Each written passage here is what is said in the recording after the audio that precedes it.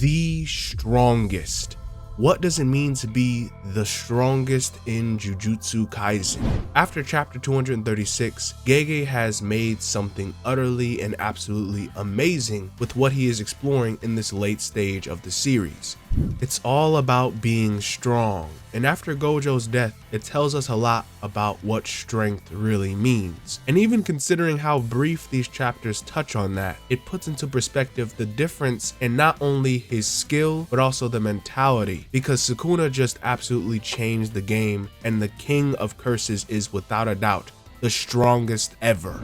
First, we need to consider Gojo Satoru and what we learn from his fight with Sakuna. Gojo is, of course, the honored one from 11 plus years ago in Hidden Inventory. Gojo ascended and recited Buddha's words. Throughout heaven and earth, I alone am the honored one. In that moment on, there was no greater sorcerer other than Gojo. He became the strongest and went on to achieve greater power in his adulthood, making him untouchable. Gojo's very presence shakes the world, and he as an individual changed the world of sorcery all on his own. Gege Akutami made a character that can do anything. He can kill anyone, solve any problem, and vanquish any threat like nothing. That is why Gojo was sealed for most of the story. He was just too strong. There is often a saying like, it is lonely at the top. And that is especially true for Gojo. In Gojo's teen years, he couldn't save his best friend Suguru, and when Gojo grew up, he decided to raise the future generations of Jujutsu sorcerers. He didn't want that to happen again to anyone else, and Gojo became a pillar of the Jujutsu world and went on to save his students like Yuji and Yuta, as well as many other people.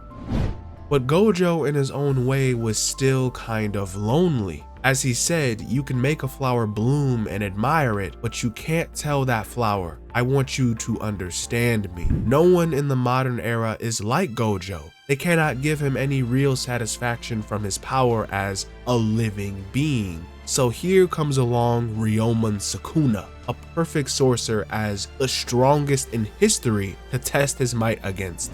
And Gojo certainly got the fight of his life. It was the most intense Jujutsu battle that we've ever seen in the series, and virtually exhausted everything in the story and in the power system. And Gojo really gave Sakuna quite a hard time on many occasions, but right at the battle's peak, when Gojo was on his battle high and ready for anything, Sakuna threw in a very unexpected hand and copied an adaptation from Maharaga to kill Gojo like nothing, showing his sorcery prowess. Then we learned Sakuna was holding back. Gojo isn't sure he can beat Sakuna even without 10 shadows, and Gojo himself admits Sakuna is stronger than him.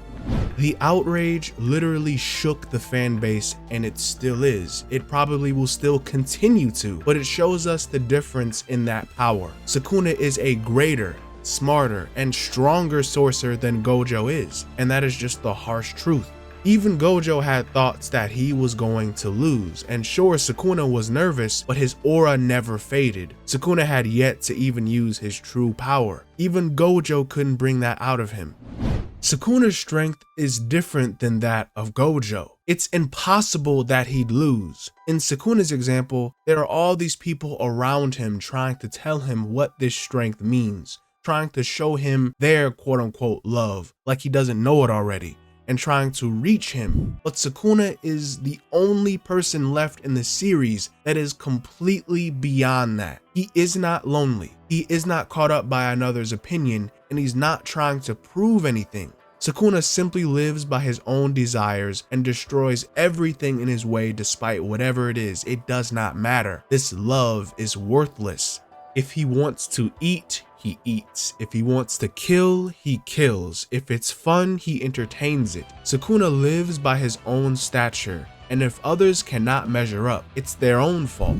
And what's terrifying is that Sakuna still wants to consume more and more. The flavors of humans are diverse, and it's the perfect thing to slurp up to pass time until he dies. The only other person with this mindset was the curse Mahito, so this line of thinking is truly like the essence of a true curse. That is what you call a calamity. Sakuna is not measured by others. He sets his own standards and does not care about the feeble weaklings under him. He is free. And with Gojo and Kashimo, they literally wanted to reach Sakuna and show him their power so that they have that acknowledgement. It doesn't even matter if they won, they just wanted that satisfaction from the king of curses. Sakuna explains to Kashimo, "We are loved because we are strong," and we respond to that love in kind. Yet Kashimo and Gojo lamented that solitude, so in that way, they were so greedy. Their mindset isn't of the strongest by Sakuna standards. He doesn't need anyone else to fulfill him, therefore Sakuna is not lonely. There's plenty of fun to be had surrounded by the weak. Basically, in a way, it's like Sakuna gets enjoyment off of their suffering. He feeds off of it. That is the dark reality of the strongest, to cast away everything on your path and live by your own desire. Never weighed down by another's view, never needing anyone and being content with your true self. As a human, Gojo loved everyone, but somewhere along the way, there was a line that he drew between others. Even Gojo felt the difference in his magnitude of power, but as a living creature, he had no equal. So he wanted to give Sakuna everything he had and convey to him his power as the strongest of the modern age. It's exactly as Sakuna described how the strong are loved, and Sakuna responded to that love. In Gojo's conclusion, he was not lonely anymore, and that's why we see him in this airport terminal scene with all the characters from the Hidden Inventory arc. People speculate character deaths from this scene, like we don't see Yuki or we don't see Nobara, but no, we are here because this is Gojo's blue spring. This is the happiest time in Gojo's life, and he was no longer lonely now. He wasn't necessarily alone in his teen years, and Gojo loved that. It is actually beautiful that this is Gojo's happiness. This is his true self. So now with the opportunity to go north or south, sure, Gojo could come back into the story, although it's unlikely, but I really think this is the best way to end Gojo's character. So many people want him to revive and rise again like some prophetic Buddha, but Gojo is satisfied. What would Gojo really be coming back for? When Gojo said he wished this wasn't a dream, it absolutely broke me. Being together with everyone is really what makes Gojo happy, and I feel as a warrior, Gojo Satoru has done well for himself. Even Sakuna has to admit that.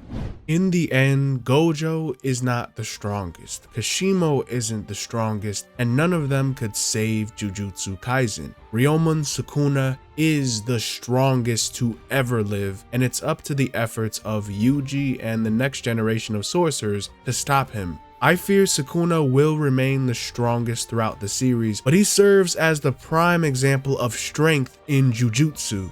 So what does it mean to be the strongest of Jujutsu Kaisen? Well, it is an overwhelming sense of self that disregards all else. An absolute calamity.